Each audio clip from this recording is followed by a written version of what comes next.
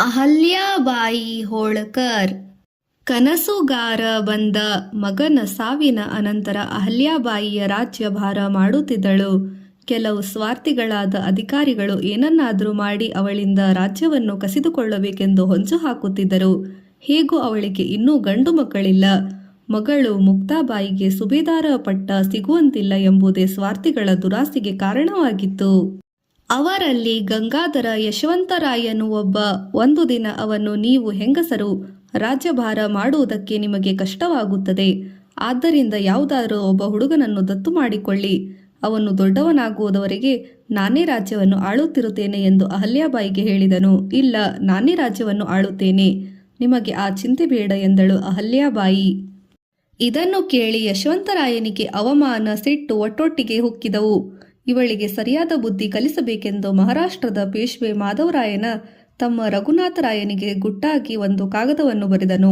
ಹೋಳ್ಕರ್ನ ಈ ರಾಜ್ಯಕ್ಕೆ ಈಗ ಗಂಡು ವಾರಸುದಾರರಿಲ್ಲ.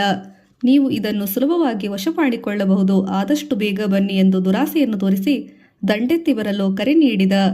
ಈ ಮಾತನ್ನು ಕೇಳಿ ಆಸೆಬುರುಕನಾದ ರಘುನಾಥರಾಯನಿಗೆ ತಾನು ಈ ರಾಜ್ಯದ ಅಧಿಕಾರಿಯಾಗುವ ಕನಸು ಕೂಡಲೇ ಸೈನ್ಯ ಸಮೇತನಾಗಿ ಇಂದೂರಿಗೆ ದಾಳಿ ಇಡಲು ಹೊರಟು ಬಿಟ್ಟನು. ಯುದ್ಧಕ್ಕೆ ಸಿದ್ಧತೆ. ಇದುವರೆಗೂ ಒಂದಾದ ಮೇಲೊಂದರಲ್ಲಿ ದುಃಖವನ್ನು ಅನುಭವಿಸುತ್ತಿದ್ದ ಅಹಲ್ಯಾಬಾಯಿ ಈ ಸುದ್ದಿ ಕೇಳಿ ಎದೆಗೆಡಲಿಲ್ಲ. ಅಧಿಕಾರಿಗಳ ಸಭೆ ಸೇರಿಸಿ ಯುದ್ಧಕ್ಕೆ ಬೇಕಾದ ಸಿದ್ಧತೆಗಳನ್ನು ಮಾಡಿಸಿದಳು. ಜನರನ್ನು, ಯೋಧರನ್ನು ಹುರಿದುಂಬಿಸಿದಳು. ವೀರಾವೇಶದಿಂದ ಮಾತನಾಡಿ ಅವರಲ್ಲಿ ಕಲಿತವನ್ನು ತುಂಬಿದಳು. ಪ್ರಜೆಗಳಿಗಿಂತಲೂ ಅವಳ ಪ್ರೀತಿ ತಾಯಿಯಂತಿತ್ತು. ಎಂದೆಂದಿಗೂ ಅವಳೇ ತಮ್ಮ ಒಡೆಯತಿಯಾಗಿರಬೇಕೆಂಬ ಹಂಬಲ. ಪ್ರಜೆಗಳ ದೊಡ್ಡ ಸಭೆಯಲ್ಲಿ ಅಹಲ್ಯಾಬಾಯಿ ಗುಡುಗಿ ಹೇಳಿದಳು, ಯಾರು ನನ್ನನ್ನು ಅಬಲೆ ಎಂದು ತಿಳಿಯುವುದಿರಬೇಡ. ನಾನು ಶಸ್ತ್ರಗಳನ್ನು ಹಿಡಿದು ರಣಭೂಮಿಗೆ ಹೊರಟರೆಂದರೆ ಎಂಥವರು ನನ್ನನ್ನು ಎದುರಿಸಲಾರರು. ನಾನು ಪೇಶ್ವೆಯವರ ಕೈ ಕೆಳಗಿರುವ ಒಪ್ಪಿದೆನು. ಆದರೆ ನನ್ನ ರಾಜ್ಯದ ಮೇಲೆ ಯಾರಾದರೂ ಕಣ್ಣು ಹಾಕಿದರೆ ಮಾತ್ರ ಅವರು ಎಂದೂ ಗೆಲ್ಲಲು ಸಾಧ್ಯವಿಲ್ಲ. ಇದು ಸತ್ಯ. ಅಹಲ್ಯಾಬಾಯಿ ತಾನೇ ಖುದ್ದಾಗಿ ನಿಂತು ತರಬೇತಿ ಕೊಟ್ಟ ಮಹಿಳೆ ಪಡೆಯನ್ನು ಯುದ್ಧಕ್ಕೆ ಸಿದ್ಧಪಡಿಸಿದಳು. ಅಕ್ಕಪಕ್ಕದ ಸೀಮೆಯವರಾದ ಬೌನಸ್ಲೆ, ಗಾಯಕ್ವಾಡ್, ದಾಭಾಡಿ ಮೊದಲಾದ ರಾಜರುಗಳಿಗೆ ಸಹಾಯವನ್ನು ಬೇಡಿ ಕಾಗದವನ್ನು ಬರೆದಳು. ಸೈನ್ಯವನ್ನೆಲ್ಲ ಒಟ್ಟುಗೂಡಿಸಿ ತಾನೂ ಸೊಂಟಕ್ಕೆ ಕತ್ತಿಯನ್ನು ಸಿಕ್ಕಿಸಿಕೊಂಡು ಹೊರಟಳು. ಅಷ್ಟರಲ್ಲೇ ರಘುನಾಥ ಸೈನ್ಯ ಕ್ಷಿಪ್ರಾ ನದಿಯ ತೀರಕ್ಕೆ ಬಂದಿಳಿದಿರುವ ಸುದ್ದಿ ಬಂದಿತು. ಅಹಲ್ಯಾಬಾಯಿ ಇಡೀ ಸೈನ್ಯ ಅವಳ ದೂರದ ಬಂಧುವಾರ ಯೋಧ ತುಕಾಜಿಯನ್ನು ಮುಖಂಡವನ್ನಾಗಿಸಿಕೊಂಡು ಹೊರಟಿತ್ತು. ತುಕಾಜಿ ತಕ್ಷಣ ರಘುನಾಥನಿಗೆ ಎಚ್ಚರಿಕೆ ಪತ್ರವನ್ನು ಕಳುಹಿಸಿದನು. ನೀವು ನದಿಯನ್ನು ದಾಟಿ ಬಂದರೆ ನಮ್ಮವರು ಕತ್ತಿಯನ್ನು ಹಿರಿದು ನಿಂತಿರುವರು ಕಾಣುತ್ತೀರಿ.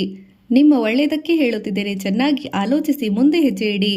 ರಘುನಾಥರಾಯನಿಗೆ ತಮ್ಮ ಕೈಗಳಿಗಿರುವ ಹೋಳ್ಕರ್ ರಾಜ್ಯದ ಜನರೇ ತನಗೆ ಶತ್ರುವಾಗುವುದು ವಿರುದ್ಧವಾಗಿ ಕಂಡು ಸ್ವಲ್ಪ ಅಳುಕು ಉಂಟಾಯಿತು.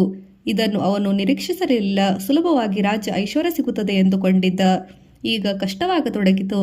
ಆದರೆ ಗಂಗಾಧರ ಯಶವಂತ ಅವನನ್ನು ಬಿಡದೆ ಪ್ರೋತ್ಸಾಹಿಸಿದ. ಯೋಚಿಸಿ, ಅಹಲ್ಯಾಬಾಯಿ ಬಹಳ ಜಾಣ ಹೆಂಗಸು. ದಂಡೋಪವಾಯಕ್ಕಿಂತ ಮೊದಲು ಸಾಮೋಪವಾಗಿ ಮಾಡಿ ನೋಡಬೇಕೆಂದು ಅವಳಿಗೆ ತೋರಿತು. ರಘುನಾಥರಾಯನಿಗೆ ನನ್ನ ರಾಜ್ಯ ಕಸಿದುಕೊಳ್ಳುವ ಆಸೆಯಿಂದ ನೀವು ಸೈನ್ಯ ಸಮೇತರಾಗಿ ಬಂದಿದ್ದೀರಾ. ಖಂಡಿತ ನಿವಾಸಿ ನೇರುವುದಿಲ್ಲ. ನನ್ನನ್ನು ಅಬಲೆಯ ಸ್ತ್ರೀ ಎಂದು ತಿಳಿದಿದ್ದೀರಾ. ನಾನು ಎಂಥವಳೆಂದು ಯುದ್ಧರಂಗದಲ್ಲಿ ನೋಡಿ. ಅಕಸ್ಮಾತ್ ಆಗಿ ಯುದ್ಧದಲ್ಲಿ ನಾನು ಸೋತಳೆಂದು ಹೆಣ್ಣಾದ ನನಗೆ ಅವಮಾನವಿಲ್ಲ. ಆದರೆ ಮೀಸೆ ಹೊತ್ತ ಗಂಡಸರು ನೀವು ಹೆಣ್ಣೊಬ್ಬಳಿಂದ ಸೋತರಿ ಎಂದು ಯಾರಿಗೂ ಮುಖ ತೋರಿಸಲು ಅಂತಿಲ್ಲ. ನೀವು ಬದುಕಿರುವವರೆಗೂ ಈ ಕೆಟ್ಟ ಹೆಸರು ನಿಮಗೆ ಅಂಟಿಯೇ ಇರುತ್ತದೆ. ವಿಚಾರ ಮಾಡಿ ಮುಂದೆ ಬನ್ನಿರಿ ಎಂದು ಒಂದು ಪತ್ರವನ್ನು ಬರೆದು ಕಳಿಸಿದಳು. ಈ ಮಾತುಗಳನ್ನು ಕೇಳಿ ರಘುನಾಥರಾಯನಿಗೆ ತುಂಬಾ ನಾಚಿಕೆ ಉಂಟಾಯಿತು. ಇದೇ ಹೊತ್ತಿಗೆ ವಿಷಯ ತಿಳಿದು ಪೇಶ್ವೆ ಮಾಧವರಾಯನು ತಮ್ಮನ ಬುದ್ಧಿಗೆಟ್ಟಿತು ಎಂದು ಮರುಗಿ ಅವನಿಗೆ ಬುದ್ಧಿವಾದ ಬರೆದು ಕಳುಹಿಸಿದ. ಬಂದ ಮೇಲೆ ಹೇಗಾದರೂ ಮರ್ಯಾದೆ ಉಳಿಸಿಕೊಳ್ಳಬೇಕೆಂದು ರಘುನಾಥರಾಯ ಅಹಲ್ಯಾಬಾಯಿಗೆ ಈ ರೀತಿ ಪತ್ರ ಬರೆದನು. ನಿಮಗೆ ಮಗನ ಸಾವಿನಿಂದ ದುಃಖವಾಗಿದೆ. ಸಮಾಧಾನ ಹೇಳುವುದಕ್ಕಾಗಿ ನಾವು ಬಂದದ್ದು. ಆದರೆ ನೀವು ತಪ್ಪು ತಿಳಿದಿದ್ದೀರೆಂದು ಬರೆದ. ರಘುನಾಥನನ್ನು, ಅವನ ಅಧಿಕಾರಿಗಳನ್ನು ಅಹಲ್ಯಾಬಾಯಿ ವಿಶ್ವಾಸದಿಂದ ಸ್ವಾಗತಿಸಿದಳು. ಮರ್ಯಾದೆಯಿಂದ 1 ತಿಂಗಳವರೆಗೆ ಅವರಿಗೆ ಆತಿಥ್ಯ ನಡೆಸಿದಳು. ಅವಳ ಆಳ್ವಿಕೆ, ಜಾಣತನವನ್ನು ಕಣ್ಣಾರೆ ಕಂಡ ರಘುನಾಥರಾಯ ಇವಳು ಯಾವ ಪುರುಷನಿಗೂ ಕಡಿಮೆ ಇಲ್ಲವೆಂದು ಮನವರಿಕೆ ಆಯಿತು. ಇಷ್ಟೆಲ್ಲ ಹಗರಣಕ್ಕೆ ಕಾರಣನಾದ ಗಂಗಾಧರ ಯಶವಂತರಾಯ್ ಅವಳಿಗೆ ಮುಖ ತೋರಿಸಲಾರದೆ ಸನ್ಯಾಸಿಯಾಗಿ ಹೊರಟು ಹೋದ. 1767ರಲ್ಲಿ ಅಹಲ್ಯಾಬಾಯಿಯು ನಂಬಿಕಸ್ಥನಾಗಿದ್ದ ತುಕಾಜಿಯನ್ನೇ ಇಂದೂರಿನ ಸುಬೇದಾರನಾಗಿ ಮಾಡಿ ತನ್ನ ಆಳ್ವಿಕೆಯನ್ನು ಮುಂದುವರೆಸಿದಳು.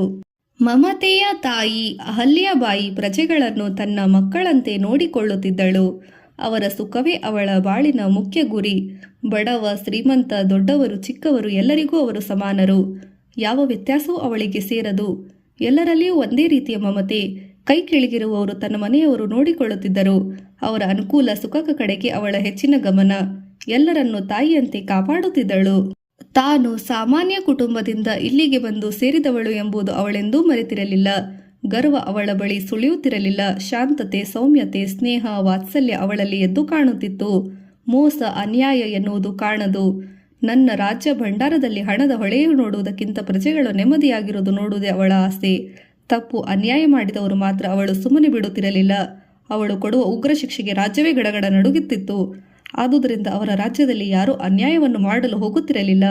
ಘೋರ ಶಿಕ್ಷೆ ವಿಧಿಸುವಷ್ಟು ಕಟ್ಟುನಿಟ್ಟು ಅವಳದು. ದಯೆ, ಕ್ಷಮೆ ಅವಳ ಸಹಜ ಗುಣ. ಹೊಟ್ಟೆಗಿಲ್ಲದೆ ಕಳ್ಳತನ ಮಾಡುವವರನ್ನು ಕ್ಷಮಿಸುತ್ತಿದ್ದಳು. ಹೀಗೆ ಹೊಟ್ಟೆಗೆ ಇಲ್ಲದೆ ಕಳ್ಳತನ ಮಾಡುವವರಿಗೆ ಅವರಿಗೆ ಭೂಮಿ ಮತ್ತು ಬಿತ್ತನೆ ಬೀಜವನ್ನು ಕೊಡಿಸುತ್ತಿದ್ದಳು. ಅಲ್ಲದೆ ಮುಂದೆ ಕಳ್ಳತನ ಮಾಡುವುದಿಲ್ಲ ಎಂದು ಅವರಿಂದ ಮಾತು ತೆಗೆದುಕೊಳ್ಳುತ್ತಿದ್ದಳು. ಧರ್ಮ, ಬುದ್ಧಿ. ಅಹಲ್ಯಾಬಾಯಿ ಈಶ್ವರನ ಪರಮ ಭಕ್ತಳು.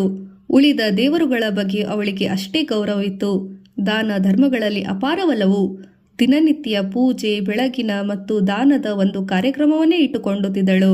ಹಣ, ವಸ್ತ್ರ, ಆಹಾರ ಪದಾರ್ಥಗಳನ್ನು ಬಡಬಗರಿಗೆ ದಾನ ಕೊಡುತ್ತಿದ್ದಳು. ಊಟದ ಸಮಯಕ್ಕೆ ಅವಳಿಗೆ ಹೋದವರು ಊಟ ಮಾಡದೆ ಹಿಂತಿರುವಾಗ ಆಗಿರಲಿಲ್ಲ.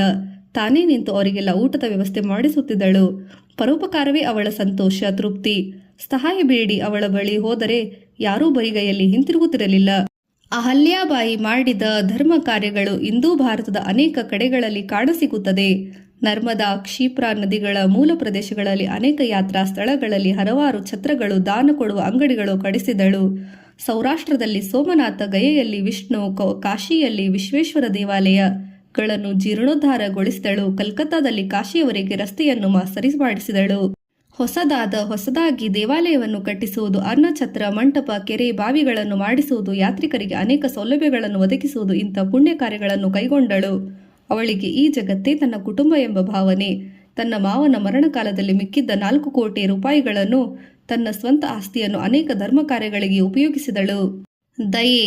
ಪಶು, ಪಕ್ಷಿ ಮುಂತಾದವುಗಳನ್ನು ಕಂಡರೆ ಅವಳದು ದಯಾದೃಷ್ಟಿ. ರೈತರು ಹೊಲಗಳಲ್ಲಿ ಪಕ್ಷಿಗಳಿಗೆ ಕಾಳು ತಿನ್ನಲು ಬಿಡುವುದಿಲ್ಲವೆಂದು ಅವಳಿಗೆ ತಿಳಿದಿತ್ತು. ಆದುದರಿಂದ ತನ್ನ ಸ್ವಂತ ಹಣದಿಂದ ಕೊಯ್ಲಿಗೆ ಬಂದ ಹೊಲಗಳನ್ನು ಕೊಂಡುಕೊಂಡು ಅವಳಿಗೆ ಪಕ್ಷಿಗಳಿಗಾಗಿ ಬಿಡುತ್ತಿದ್ದಳು. ದನಕರುಗಳು ಸಂಜೆ ಮನೆಗೆ ಬರುವ ದಾರಿಯಲ್ಲಿ ನೀರು, ಹುಲ್ಲು ಒದಗಿಸುವ ಏರ್ಪಾಡು ಮಾಡಿದಳು.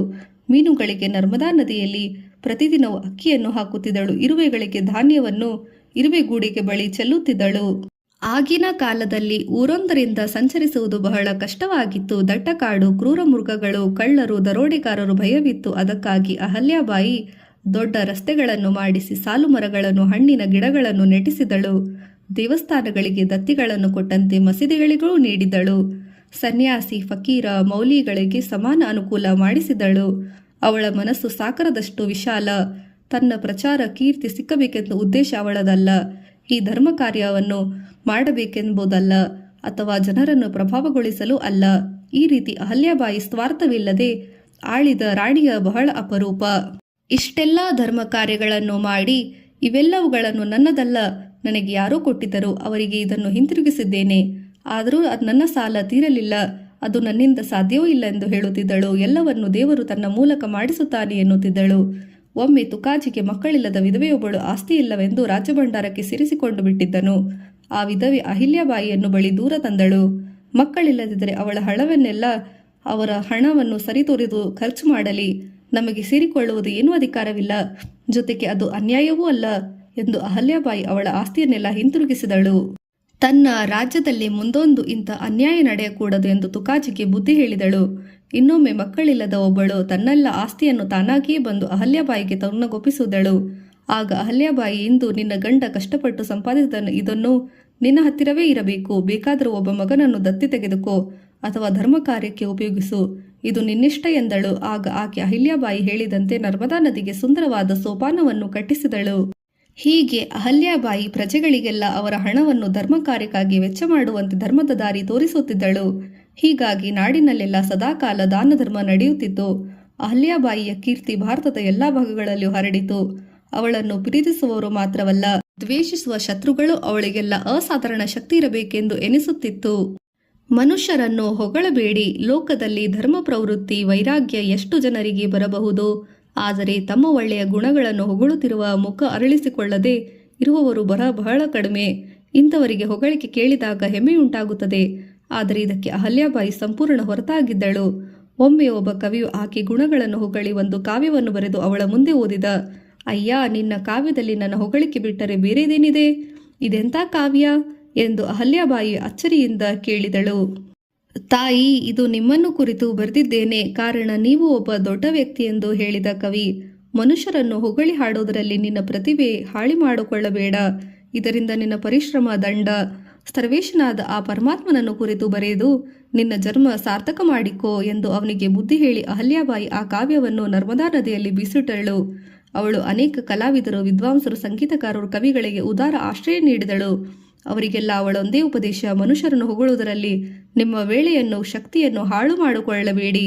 ಮಾಹೇಶ್ವರ ನಿರ್ಮಾಣ. ಮಗ ಸತ್ತ ಮೇಲೆ ಅಹಲ್ಯಾಬಾಯಿಗೆ ಇಂದೂರಿನಲ್ಲಿ ಇರಲು ಕಷ್ಟವಾಯಿತು. ನರ್ಮದಾ ನದಿ ತೀರದಲ್ಲಿ ಮಾಹೇಶ್ವರಕ್ಕೆ ರಾಜಧಾನಿಯನ್ನು ಬದಲಾಯಿಸಿದಳು. ಇಲ್ಲೇ ಅವಳ ಜೀವಿತಕಾಲ ಬಹುಕಾಲ ಕಳೆದಳು. ಇಲ್ಲಿ ಅನೇಕ ದೇವಸ್ಥಾನಗಳನ್ನು, ಕಟ್ಟಡಗಳನ್ನು, ನದಿಗೆ ಸೋಪಾನಗಳನ್ನು ಕಟ್ಟಿಸಿದಳು. ಹಳೆಯ ದೇವಾಲಯಗಳನ್ನು ಜೀರ್ಣೋದ್ಧಾರಗೊಳಿಸಿದಳು. ಸಂಸ್ಕೃತ ಪಾಠಶಾಲೆಗಳನ್ನು ಪ್ರಾರಂಭಿಸಿದಳು. ಪ್ರತಿಮೆ, ದೇವಾಲಯಗಳನ್ನು ನಿರ್ಮಾಣಕ್ಕಾಗಿ ಶಿಲ್ಪಿಗಳನ್ನು ಬೇರೆ ಬೇರೆ ಊರುಗಳಿಂದ ಕರೆಸಿದಳು. ಬಟ್ಟೆ ಗಿರಣಿ ಅಭಿವೃದ್ಧಿಪಡಿಸಿದಳು. ಹೀಗೆ ಇವಳ ಸ್ಫೂರ್ತಿ ಕ್ರಿಯಾಶಕ್ತಿಗಳಿಂದ ಮಾಹೇಶ್ವರ ಅನೇಕ ಚಟುವಟಿಕೆಗಳ ಕೇಂದ್ರವಾಗಿತ್ತು. ಬಹುಮಾನವಾಗಿ ಮುಕ್ತಾಬಾಯಿ. ಅಹಲ್ಯಾಬಾಯಿಯ ಆಳ್ವಿಕೆ ಬಹು ದಕ್ಷವಾಗಿದ್ದರು. ಅಲ್ಲಲ್ಲಿ ಕಳ್ಳತನ, ದರೋಡೆ ಪ್ರಾರಂಭವಾದವು. ರಾಜ್ಯದ ಉತ್ತರ ಭಾಗದಲ್ಲಿ ಮೊಘಲರ, ಸಿಂಧ್ಯರ, ದಕ್ಷಿಣದ ನೇಮರ, ಖಂಡೇಶನ, ಬಿಲ್ಲರ ತೊಂದರೆ. ಮಾಹೇಶ್ವರನ ಹತ್ತಿರ ಪ್ರದೇಶಗಳಲ್ಲಿ ದರೋಡೆಕೋರ ಗಣಪತಿರಾಯ ಪೀಡೆ. ರಾಜ್ಯದಲ್ಲಿ ಎತ್ತ ಅಶಾಂತಿ ಅಹಲ್ಯಾಬಾಯಿಗೆ ದೊಡ್ಡ ಚಿಂತೆಯಾಯಿತು. ಉಪಾಯ ಚತುರಳಾದ ಅಹಲ್ಯಾಬಾಯಿ ಕಳ್ಳಕಾಕರರನ್ನು ನಾಶಪಡಿಸಲು ಒಂದು ಸಭೆ ಸೇರಿಸಿದಳು. ಅವಳು ಒಂದು ಘೋಷಣೆ ಮಾಡಿದಳು: ರಾಜ್ಯದಲ್ಲೆಲ್ಲ ಕಳ್ಳಕಾಕರ ಹಾವಳಿ ಹೆಚ್ಚಿದೆ. ಇವರನ್ನು ನಾಶಪಡಿಸಿ ರಾಜ್ಯದಲ್ಲಿ ಶಾಂತಿ, ಸುಭದ್ರೆ ನೆಲೆಸುವಂತೆ ಮಾಡಿದವರಿಗೆ ನನ್ನ ಪ್ರಾಣಕ್ಕಿಂತ ಹೆಚ್ಚಾದ ನನ್ನ ಮಗಳನ್ನೇ ಮದುವೆ ಮಾಡಿಕೊಡುತ್ತೇನೆ ಎಂದಳು. ಸ್ವಲ್ಪ ಹೊತ್ತಿನಲ್ಲಿ ಒಬ್ಬ ದೃಢಕಾಯದ ಯುವಕ ಎದ್ದು ನಿಂತ. ತಾನು ಆ ಕಾರ್ಯ ಮಾಡುವುದಾಗಿ ಒಪ್ಪಿಕೊಂಡ. ಆತನ ಹೆಸರು ಯಶವಂತರಾಯ ಫಾಲ್ಲೇಸ್. ಕೆಲವು ದಿನಗಳಲ್ಲಿ ಅಹಲ್ಯಾಬಾಯಿಯ ಸಹಾಯದಿಂದ ಅವನು ಬಿರುಗಾಳಿಯಂತೆ ರಾಜ್ಯದ ತುಂಬ ಓಡಾಡಿದ. ಹಾವಳಿಗಾರನ್ನು ಸದೆ ಪಡೆದ. ಪ್ರಜೆಗಳನ್ನು ನೆಮ್ಮದಿಯನ್ನು ಪಡೆದರು. ಮುಕ್ತಾಬಾಯಿ ಅವನ ಹೆಂಡತಿಯಾದಳು. ಸಂಧಾನ ಗೆಲುವು. ಮಲ್ಲಾರಿರಾಯನ ಕಾಲದ ಮಾತು. ಜಯಪುರದ ದೊರೆಯಾಗಲು ಮಂಧೂ ಸಿಂಗ್ನ ಮಲ್ಲಾರಿರಾಯ ಸಹಾಯ ಮಾಡಿದ್ದ. ಅದಕ್ಕೆ ಕೃತಜ್ಞತೆಯಾಗಿ ಸಿಂಗನು ಇವನಿಗೆ ರಾಮಪುರವನ್ನು ಕೊಟ್ಟಿದ್ದ. ರಾಮಪುರ ಉದಯಪುರಕ್ಕೆ ಸೇರಿತು. ರಾಮಪುರ ಮಲ್ಲಾರಿರಾಯನಿಗೆ ಸೇರಿದ್ದು. ಆ ಊರಿನ ಅಧಿಕಾರಿಗಳಿಗೆ ಸಹಿಸಲಿಲ್ಲ. ಚಂದ್ರಾವತನ ರಾಜಪುತ್ರರು ಮಲ್ಲಾರಿರಾಯನಿಗೆ ರಾಮಪುರವನ್ನು ಕಿತ್ತುಕೊಳ್ಳಲು ಪ್ರಯತ್ನಿಸಿ ಸೋತರು. ಮಲ್ಲಾರಿರಾಯ ಬದುಕಿದವರೆಗೂ ಸುಮ್ಮನಿದ್ದ. ರಾಜ್ಯಾಡಳಿತ ಅಹಲ್ಯಾಬಾಯಿ ವಹಿಸಿಕೊಂಡಾಗ ಅವರು ಮರಳಿ ಸ್ವಾತಂತ್ರ್ಯಕ್ಕಾಗಿ ಪ್ರಯತ್ನಿಸಿದರು. ಚಂದ್ರಾವತರು ರಾಮಪುರವನ್ನು ಯತ್ನಿಸಿ ರಾಜಪುತ್ರರನ್ನು ಒಟ್ಟುಗೂಡಿಸಿದರು. ಉದಯಪುರದ ರಾಣನು ತನ್ನ ಸೈನ್ಯವನ್ನು ಕಳುಹಿಸಿದ. ಮರಾಠರ ಬಹು ಸೈನ್ಯ ಉತ್ತರ ಭಾಗದ ಯುದ್ಧದಲ್ಲಿ ಮಗ್ನವಾಗಿತ್ತು. ಹೋಳಕರ್ ರಾಜ್ಯ ತುಕಾಜಿಗೆ ಇರಲಿಲ್ಲ. ಇವರು ಒಬ್ಬಳೇ ಹೆಂಗಸು, ಎದುರಿಗಷ್ಟೇ ಕಷ್ಟವೆಂದು ಚಂದ್ರಾವತ ಮುಗುಳ್ನಕ್ಕು ಬಂದರು. ಅಹಲ್ಯಾಬಾಯಿ ಏಕಾಂತವಾಗಿದ್ದಳು. ಹೆಚ್ಚಿನ ಸೈನ್ಯ ಸಹಾಯ ಇರಲಿಲ್ಲ. ಅವಳು ಆಲೋಚಿಸಿ ಚಂದ್ರಾವತನಿಗೆ 31 ಹಳ್ಳಿಯನ್ನು ಕೊಟ್ಟು ಸಂಧಿ ಮಾಡಿಕೊಂಡಳು. 1771ರಲ್ಲಿ ಚಂದ್ರಾವತು ಮತ್ತೆ ದಂಡೆತ್ತಿ ಬಂದರು. ಆಗಲೂ ತುಕಾಜಿ ರಾಜ್ಯದಲ್ಲಿ ಸೈನ್ಯದ ಬಹುಭಾಗವನ್ನು ಅವನೊಡನೆ ಹೋಗಿತು. ಆದರೂ ಅಹಲ್ಯಾಬಾಯಿ ಧೈರ್ಯಗುಂದದೆ ಇದ್ದಷ್ಟೇ ಸೈನ್ಯವನ್ನು ಸಿದ್ಧಗೊಳಿಸಿದಳು. ನಿಷ್ಠವಾದ ವೀರ ಅಧಿಕಾರಿಗಳಿಗೆ ಸೂಚನೆಗಳನ್ನು ಕೊಟ್ಟರು. ಪರಾಕ್ರಮಿಯಾದ ಶರೀಫ್ ಬಾಯಿಯೊಂದಿಗೆ ಸೈನ್ಯವನ್ನು ಹುರಿದುಂಬಿಸಿ ಕಳುಹಿಸಿಕೊಟ್ಟಳು. ಮೊದಮೊದಲು ಅವಳ ಸೈನ್ಯ ಪೆಟ್ಟು ತಿಂದಿತು. ಮುಂದೆ ಅವಳ ದೃಢ ಸಂಕಲ್ಪದಿಂದ ಮತ್ತು ಯೋಧರಲ್ಲಿ ಅವಳು ತುಂಬಿಸಿದ ಹುರುಪಿನಿಂದ ಜಯಲಕ್ಷ್ಮಿ ಅವಳ ಕಡೆಗೆ ಒಲಿದಳು. ಸಿಡಿಮುದ್ದಿನ ಮಳೆ. 1787ರಲ್ಲಿ ರಜಪೂತರು ಮೊದಲು ಸಿಂಧ್ಯರನ್ನು, ಅನಂತರ ಹೋಳಕರನ್ನು ಸೋಲಿಸಿದರು. ಜಾವದನನ್ನು ಆಕ್ರಮಿಸಿಕೊಂಡರು. ಇದರಿಂದ ಚಂದ್ರಾವತರಿಗೆ ಬಹಳ ಸಂತೋಷವಾಯಿತು. ತಮ್ಮನ್ನು ಸೋಲಿಸಿದ ಹೋಳಕರರ ಮೇಲೆ ಸೇಡಿ ತೀರಿಸಿಕೊಳ್ಳಲು ಇದೇ ಸಮಯವೆಂದು ರಜಪೂತರ ಜೊತೆ ಸೇರಿಸಿದರು. ಅಹಲ್ಯಾಬಾಯಿ ಇದಕ್ಕೆ ಸಿದ್ಧವಾಗಿಯೇ ಇದ್ದಳು. ಅನುಭವಶಾಲಿಯಾದ ಅವಳ ಮಾರ್ಗದರ್ಶನದಲ್ಲಿ ಯುದ್ಧ ನಡೆಯಿತು. ರಜಪೂತರು ಸೋತು ಹೋದರು. ಹೋಳಕರರು ರಾಮಪುರವನ್ನು ವಶಪಡಿಸಿಕೊಂಡರು. ಚಂದ್ರಾವತರು ಓಡಿ ಹೋಗಿ ಆಮದ ಕೋಟೆಯಲ್ಲಿ ಬಚ್ಚಿಟ್ಟುಕೊಂಡರು. ಅಹಲ್ಯಾಬಾಯಿ ಸೈನಿಕರು ಶತ್ರುಗಳ ಮೇಲೆ ಬೆಂಕಿಯಂತೆ ಸಿಡಿ ಮದ್ದಿನ ಬಳೆಯನ್ನು ಸುರಿಸಿದರು. ಈ ವಿಜಯದ ಸುದ್ದಿ ಕೇಳಿ ಪೇಶ್ವೆಯು ಉಬ್ಬಿ ಹೋದನು. ನಾನು ಫಟ್ನವೀಸನ್ನು ಅಹಲ್ಯಾಬಾಯಿಯ ವಿರೋಚಿತ ಗುಣಗಳನ್ನು ಕೊಂಡಾಡಿದನು. ಸಾವಿನ ದಾಳಿ. ಮುಕ್ತಾಬಾಯಿಗೆ ಒಬ್ಬನೇ ಮಗ, ಮೊಮ್ಮಗ ನಾಥೋ, ಅಜ್ಜಿಯ ಕಣ್ಗೊಂಬೆ. ಅಹಲ್ಯಾಬಾಯಿ ಅವನನ್ನು ಸಾಕುತ್ತಿದ್ದಳು. ತನ್ನ ಆನಂತರ ಅವನೇ ಹೋಳಕ ರಾಜ್ಯಕ್ಕೆ ಅಧಿಪತಿಯಾಗಬೇಕೆಂಬ ಆಸೆ. 1787ರಲ್ಲಿ ಅವನು ಕಾಯಿಲೆ ಬಿದ್ದನು. ರೋಗ ಕ್ಷಯಕ್ಕೆ ಸಿಕ್ಕಿತು. ಎಲ್ಲಾ ಚಿಕಿತ್ಸೆಯೂ ಆಯಿತು. ಅಹಲ್ಯಾಬಾಯಿ ಒಂದೇ ಸಮನೆ ದೇವರನ್ನು ಪ್ರಾರ್ಥಿಸಿದಳು. ಬೇಕಾದಷ್ಟು ದಾನ ಮಾಡಿದಳು. ಏನಾದರೇನು? ವಿಧಿವೆಯ ಇಚ್ಛೆ ಬೇರೆಯಾಗಿತ್ತು. ತಾನೂ ಕೊನೆಯುಸಿರೆಳೆದಳು. ಅವನ ಹೆಂಡತಿಯೊಬ್ಬಳು ಸತಿಯಾದಳು. ನಾಥೋವಿನ ಸಾವು ಮನೆಯವರೆಲ್ಲ ದುಃಖ ಸಾಗರದಲ್ಲಿ ಮುಳುಗಿಸಿತು. ಅಹಲ್ಯಾಬಾಯಿಯ ಮನಸ್ಸಿಗೆ ಶಾಂತಿ ಕಳೆದು ಹೋಯಿತು. ಹುಡುಗನ ತಂದೆ ತಾಯಿಯರು ಗೋಳಾಡಿದರು. ಹಗಲು ರಾತ್ರಿ ಯಶವಂತರಾಯನಿಗೆ ಇದೇ ಕೊರತೆ. 1791ರಲ್ಲಿ ಡಿಸೆಂಬರ್ 3ರಂದು ಇವನು ದಿವಂಗತರಾದ. ಮುಕ್ತಾಬಾಯಿ ನೋವಿಗೆ ಕೊನೆಯಿಲ್ಲದಂತಾಯಿತು. ತಾಯಿಗೆ ಮಗಳ ಕಣ್ಣೀರು ನೆಲೆಸಲು ಸಾಧ್ಯವಾಗಲಿಲ್ಲ. ಮಗಳು ಸಹಗಮನ ಮಾಡಲು ನಿರ್ಧರಿಸಿದಳು. ಅಹಲ್ಯಾಬಾಯಿ ಎದೆ ಒಡೆಯಿತು. ತನ್ನ ಗುಳಿಗೆ ಒಬ್ಬಳೇ ಬಂದು ಮುಕ್ತಾಬಾಯಿ. ಅವಳು ತನ್ನನ್ನು ಬಿಟ್ಟು ಹೋಗುವುದೆಂದು ಕೇಳಿ ಅವಳ ದುಃಖ ಉಕ್ಕಿತು. ತಾಯಿಯ ಬುದ್ಧಿವಾದ ಒತ್ತಾಯ ಮುಕ್ತಾಬಾಯಿಯನ್ನು ತಡೆಯಲಿಲ್ಲ. ಮಗಳು ಗಂಡನೊಡನೆ ಚಿತೆಯೇರಿದು ಅಹಲ್ಯಾಬಾಯಿ ಮೂರ್ಛೆ ಹೋದಳು. ಕೊನೆಯ ದಿನಗಳು. ಅವಳ ಅತ್ಯಂತ ಪ್ರೀತಿಪಾತ್ರರಾದ ಮಗಳು ಸಾವು ಅಹಲ್ಯಾಬಾಯಿಗೆ ಕೊನೆ ತಂದಿತು. ಹಿಂದಿನ ದುಃಖಗಳೆಲ್ಲ ಮರುಕಳಿಸಿದಳು. ಸತ್ತ ತನ್ನ ಗಂಡ, ಮಕ್ಕಳು, ಅಳಿಯ, ಮೊಮ್ಮಗ ಇವರದೇ ಸದಾ ನೆನಪು. ಎಲ್ಲದರಲ್ಲಿಯೂ ಅನಾಸಕ್ತಿ. ಕಡೆಗೆ ಅವಳ ಪರಿಸ್ಥಿತಿ ಹದಗೆಟ್ಟಿತು. 3 ಹಗಲು ರಾತ್ರಿ ಅವಳು ಆಹಾರವನ್ನು ಮುಟ್ಟಲೇ ಇಲ್ಲ.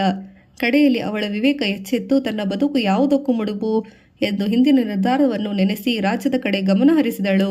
ಈ ವೇಳೆಗೆ ಅಹಲ್ಯಾಬಾಯಿಗೆ 70 ವರ್ಷ ವಯಸ್ಸಾಗಿತ್ತು. ಒಂದಾದ ಮೇಲೊಂದು ಬಂದ ದುಃಖ ಅವಳಿಗೆ ಮೆತ್ತಗೆ ಮಾಡಿದವು.